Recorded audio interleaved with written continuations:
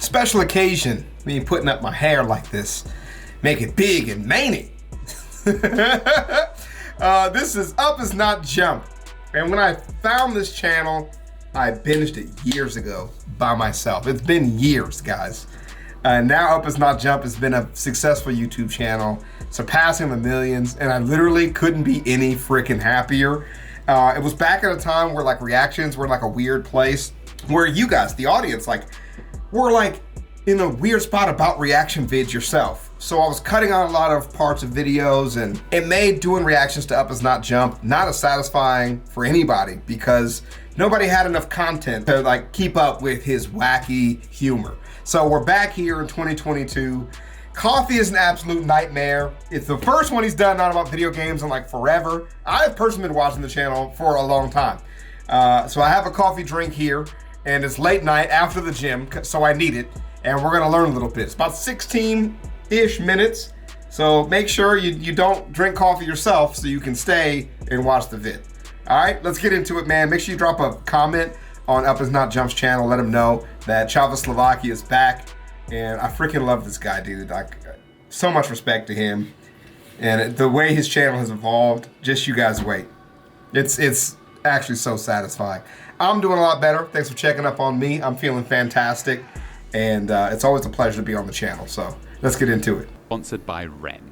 Coffee is without a doubt the most beloved drink here in the UK. This spandex is talking to me right now. Damn. Well, actually, I think you'll find there is a more superior... Coffee is the second most used commodity in the entire world, second only to oil. And we all love that. But coffee's history, production, and chemistry are far more complex than most people think. Generally, I take a bit of a grim view on the coffee you can get from the big chain coffee houses. I probably shouldn't name any in particular, but some of my least favorite are and Al's Toy Barn. So what follows now is a short documentary I've made on how larger coffee chains generally produce their coffee. Slave labor. Is it slave labor? The answer is normally slave labor. Here, come, we found some. Oh, I can't believe we found some so easily. Oh, yeah. Get that in there. This is how we stop that slime. 10 more, please. Also, you notice by the ring, he's married now. Freaking awesome. Big coffee brands generally source their beans like cereal grains, in that they buy as much as they can at the lowest price possible and then blend it all together. They then patented it, packaged it, and they slapped it on a plastic lunchbox. Cool. And you're selling it. You want to sell it. Wait, that was cool. I just realized I dressed up as Jeff Goldblum in my last video too. I swear this is completely unintentional. Part 1. Legend tells of a 9th century Ethiopian sheep herder named Kaldi, who herded his sheep through the forest of Kaffa. He noticed one day after his sheep ate some strange berries, they were imbued with a godlike energy. Inquisitive, he too ate the berries and had the natural response. Oh, I hate those berries! Oh, that's Although this not where I thought story that was is going. likely to be also true. Ethiopia is generally believed to be where coffee originated. And by the 16th century, it had already spread up through Africa and the Ottoman Empire. Eventually, coffee made its way up to Europe. But as it originated from predominantly Muslim areas, the Europeans who were Christian didn't initially trust it. So, no fucking change there. With Europe came the British East India Company. Yes, sir. Oh, good. Realizing that they could make even more money off the suffering of their fellow human beings, they used their advantages to trade coffee further afield, like America and Indonesia. In the beginning, America wasn't too thrilled about the arrival of coffee because it was still too expensive to realistically come in grande size. So it went mostly unnoticed until 1770, when America held the Boston Tea Party. The event was a total failure with not enough clotted cream being served or something. And so America boycotted tea and started drinking coffee instead. Just to be clear, the Boston Tea Party was actually an American political protest, where American patriots, some of which were disguised as Native Americans, dumped tea into Boston Harbor, which caused it to become banned in America. And, less significantly, started the American Revolution. Tax! Long live King George! You be Following all of this, coffee eventually made its way into Mid and South America. And humans quickly realized the perfect climate to grow coffee was, in fact, the rainforest. Oh, brilliant. Okay, I'm starting to see where this is going. Maybe we should have just stuck to drinking tea. Now see, this is what I've been saying. You see, originally coffee was actually just grown in the shade of existing forests. And this was until the 1970s when some arsehole realized, if you grow coffee in open fields, you actually get a higher yield of coffee. Oh well, fucking say no more. Yes, but that can reduce biodiversity in those areas by up to 80%. Sorry, I can't hear you, I'm clearing trees. While coffee was spreading through the Americas, deforestation. We're helping it to spread through Asia. And eventually the whole world was drinking it. It's just that good. Oh yeah.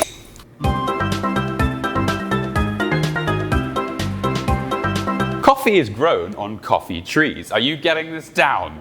Where's my note boy? There is actually a coffee tree growing in Kew Gardens, but I can't fucking find it. Coffee trees grow Coffee trees grow best in warm, humid environments, and they can grow in either the shade or the sun. When coffee is grown in the sun... Those are literally my two favorite Pokemon. And I'm very proud of him right now. Large areas of forest usually need to be cleared for these new trees to grow. This means that a variety of animals will lose their habitats, and the now bare earth will eventually be scorched by the sun, ruining the soil. Yes. It's the perfect method, boys. The sun is obviously quite the source of energy. So when you grow coffee in the sun, you get a much higher yield of beans.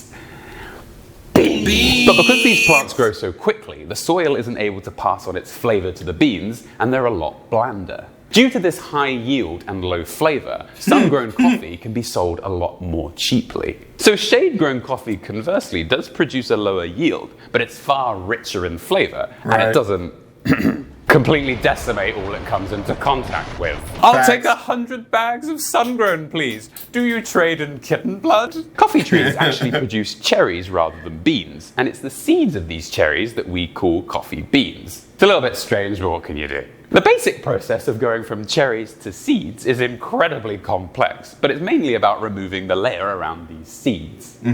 Methods can vary, but the gist of it is... ripe cherries are usually hand-picked from trees. If water is scarce, the beans are processed using the dry method. This involves spreading them out and drying them in the sun. They are then manually moved around to prevent them from spoiling. Once dry enough, they're hand-moved again to be milled. This removes the cherry's outer husk, known as the exocarp, mesocarp, endocarp, magicarp, and garridose. They are then ready to be exported as green coffee. They're called this as the beans are not yet dark in color. The beans are green. The wet method is more common and generally produces higher quality coffee beans. The wet method requires water. Someone better be getting this down. It involves first pouring the cherries into a pulper, which removes their skin and pulp. These beans are then fermented in water to remove their mucilage layer. As usual, I'm drinking feet right now. And processed by hand as they ferment. The beans are then sun-dried as before. Quite a few other steps are usually needed, but this...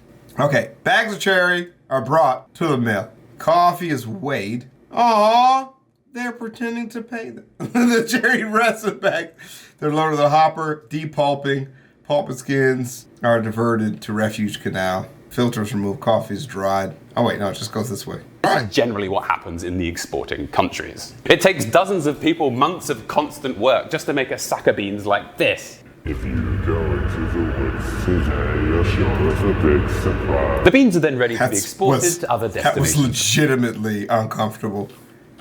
Let's watch it again. You're sure of a big surprise. The beans are then ready to be exported to other destinations for sale.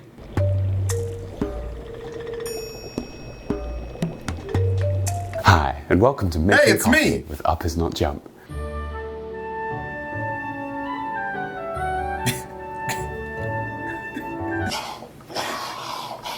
Water. Beans. Compress. What's the next line? I can smell the orange juice. Oh, why did I do this? Oh, and it's in the pores. There's a whole world of ways to make coffee. From the siphon method, which looks like you're trying to use lab equipment to grow a fucking xenomorph, to cold brews, where you just soak the ground coffee beans in cold water until coffee is made. This table smells. Kitchen equipment is soaked in beans as well. First, procure some beans. Generally, it's best to grind your own beans because once they're ground, they lose their flavor very, very quickly. For the amount of beans and water you need to use, just follow the packaging instructions. You can get gorgeous with the amounts, but I'm gorgeous enough. For this pour-over method, you want between a medium and fine grind. What does that mean? See, mine says it. For the consistency of the ground beans, you should be looking for that of table salt.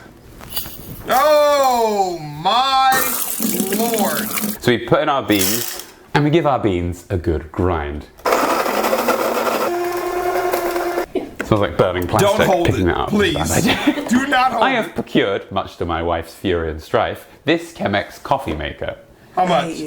Excuse me, I use every one of these daily. So now that we have some beans, we'll open the Chemex. So this is a Chemex coffee device. I hear it's really good. I saw it on Binging with Babish and we've stolen it. Did you really? How old is one? Did I fold it in half twice? Yeah, and then you stick it in there. What the fuck is that? So we insert our cone. Ladies, please, I'm married. And run some water through it.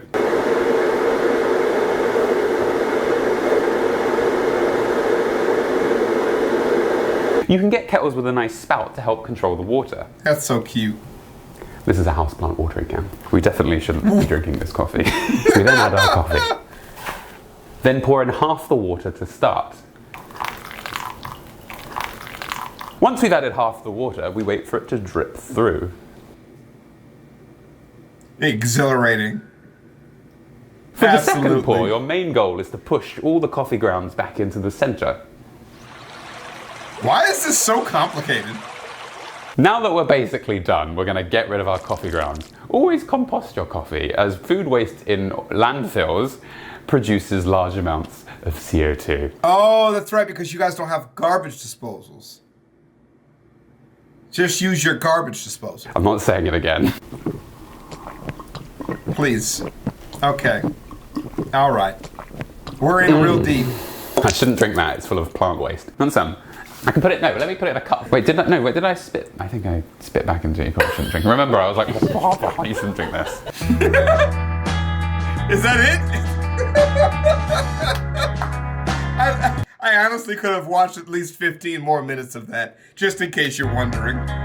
Now, as we all know, drugs are bad. Unless your government can use them to further a political or commercial agenda, then they're okay. Now, I'm told that caffeine, alcohol, and nicotine are generally fine. Taking marijuana is akin to repeatedly stabbing your mother in the eyes with a paring knife. And opioids are absolutely fine as long as they have the backing of an unscrupulous pharmaceutical chain. I'm getting political again, Benjamin. Now, the way drugs work is they generally mimic compounds that already naturally interact with the body. This is why many drugs on the market are actually derived from natural sources like plants. The chemical morphine, for example, derived from the opium poppy, is shaped like some naturally occurring endorphins that we already find in our body. The areas that are similar between these chemicals are highlighted in bold. Because these two chemicals have parts that are so similar, they can interact with the body in similar ways. In this case, both of these chemicals can reduce symptoms of pain.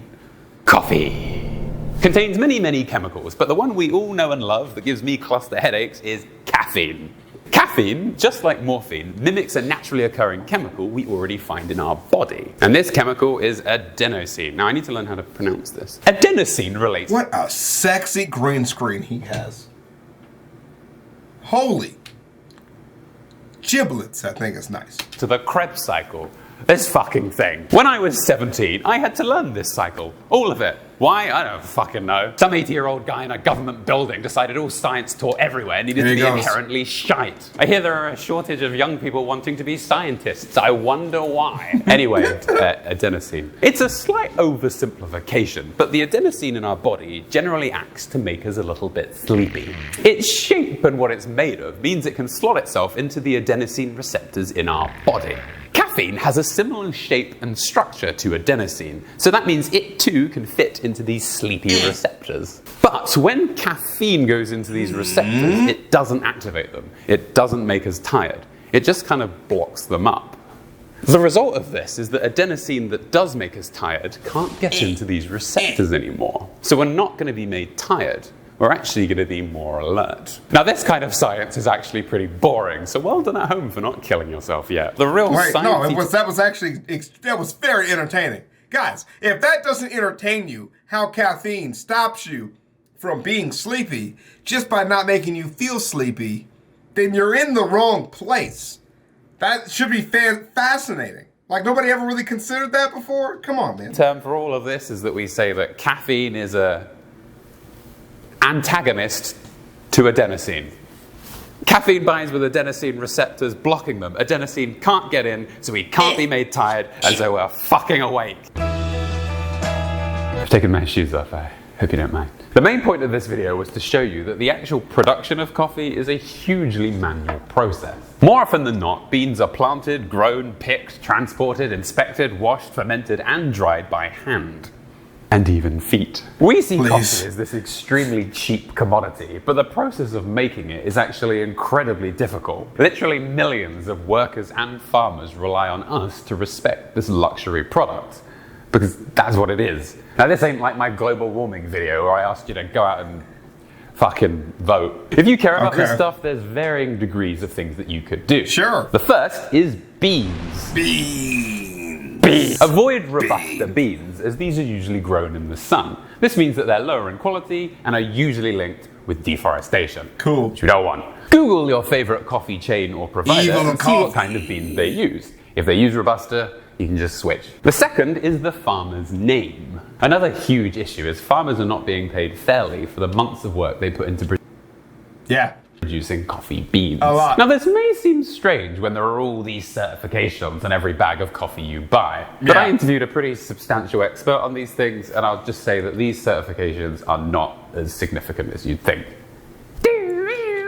A much better indicator of quality coffee is to find a bag that actually lists a specific farmer's name. This is the best sign that the growers are in one place or one farm and are being considered as human beings. You can even Google the farmer's name you find and learn about them. You could probably even contact them, but please only do it if you have a relevant question. And if you buy your coffee online, you can also see a picture of the bag, so you can check to see if the farmer's name's there. And if you're buying fresh coffee, all you really need to do is ask your barista, where do the beans come from?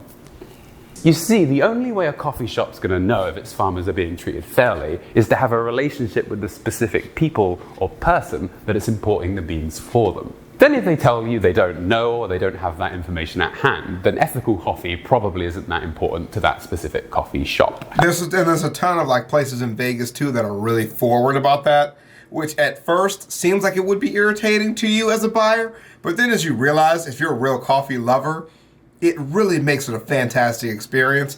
Not so much that you really want to care about the farmers everywhere you go all the time when you're just tired on a Sunday morning and have things to do, but more so that they care more about the quality that they put out. So when you buy the cup of coffee, it's really good. So it just does two good things for the price of one cup, right? And then if that's the case, you can just find a different coffee shop that supplies ethical beans. And finally, there's something that you and I can do together. But I'll tell you when I get home, because I don't know what it is yet. Hello.